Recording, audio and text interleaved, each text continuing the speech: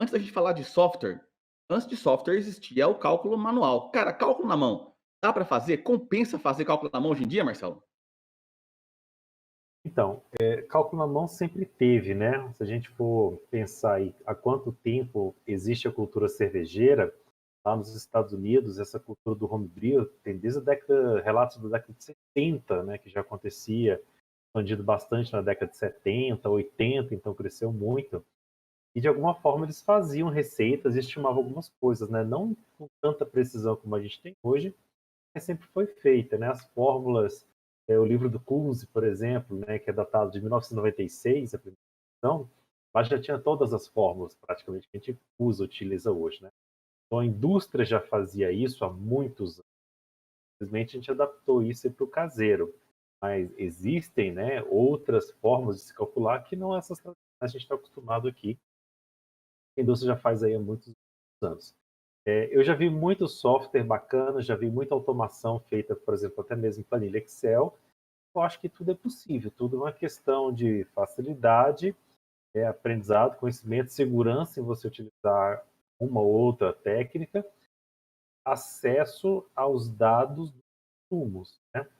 Provavelmente numa ferramenta você vai ter um banco disponível e atualizado, enquanto que na mão, usar uma planilha, alguma coisa assim, você não vai ter isso daí, mas nada que te impeça de olhar no fabricante, consultar datasheets, né, pegar esses dados e fazer as contas.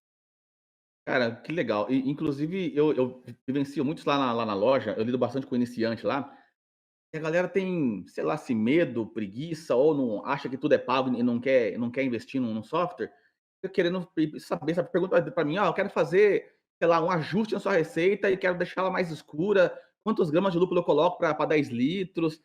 Cara, sem você conhecer um mínimo, tá, você não quer ter um software, você vai ter que saber calcular, cara. E, assim, regra de 3 ou fórmula mágica não tem, né, cara, sem cálculo não tem como fazer isso, né, Marcelo?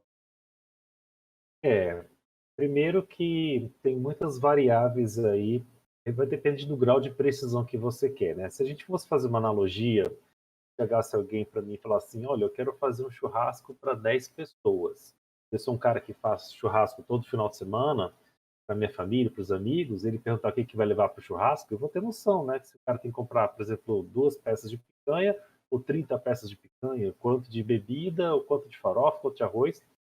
Então, na medida que você faz muita cerveja na tua vida, você consegue ter noção de ingredientes para estilo. E eu acabo mesmo, eu incluo nisso, eu faço muito teste. Esses testes pequenos, às vezes eu nem. Eu já tenho decorado algumas receitas e a gente acaba repetindo elas, né? Então, quando você quer passar de um nível do quase aleatório do que vai sair para um nível de precisão, voltando a falar de novo da culinária, né?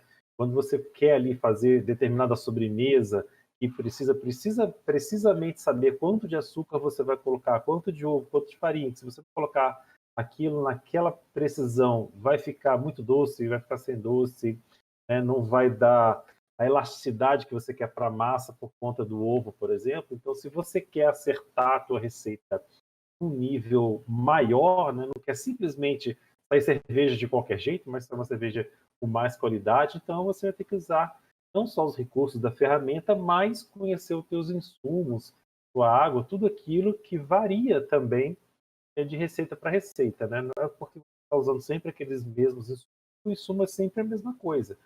Varia de cor, né, de maltaria, varia de Lote, rendimento, né? lote para lote, tudo que atrás, né?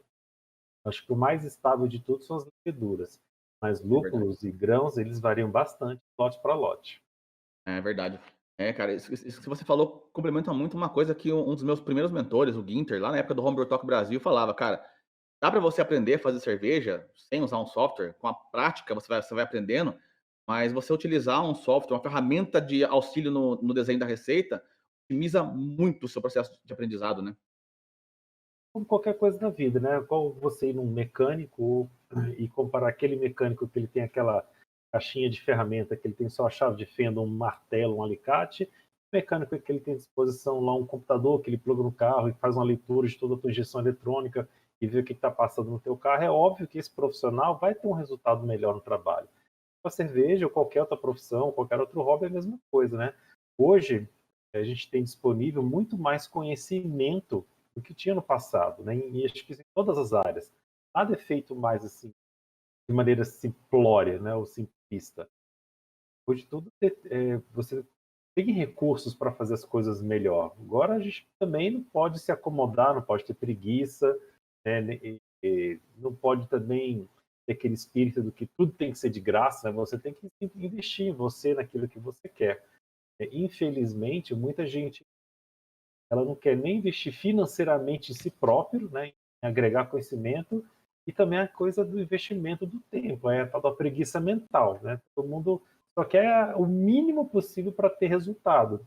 É um negócio pronto na mão, né, cara? E isso não é bom para ninguém, porque na maioria das vezes você consegue até fazer alguma coisa, mas você não está sabendo por que você está fazendo aquilo, quais os efeitos daquilo, né? Vou dar um exemplo de novo na culinária. Você pode ir lá, poxa, eu quero fazer risoto. Beleza, você vai lá, risoto não, deixa eu pegar uma outra coisa aqui, quero fazer massa de pizza, para ter uma coisa mais interessante. Beleza, eu estou seguindo lá, pego a farinha, misturo com água lá, bato, coloco o fermento, tal jeito, está seguindo a receita. Mas você está sabendo o que está acontecendo com o glúten? Qual que é a diferença de você bater lento, bater rápido, entre deixar descansando em temperatura ambiente, descansando frio? Qual que é o efeito sensorial daquilo na massa da pizza? Como aquilo lá vai se transformar em crocância ou vai crescer e ficar fofinho? Esse tipo de conhecimento não está em receita. Esse está no estudo, está no livro, está no curso. E eu, particularmente, eu acho que esse tipo de conhecimento na cerveja também faz muita diferença.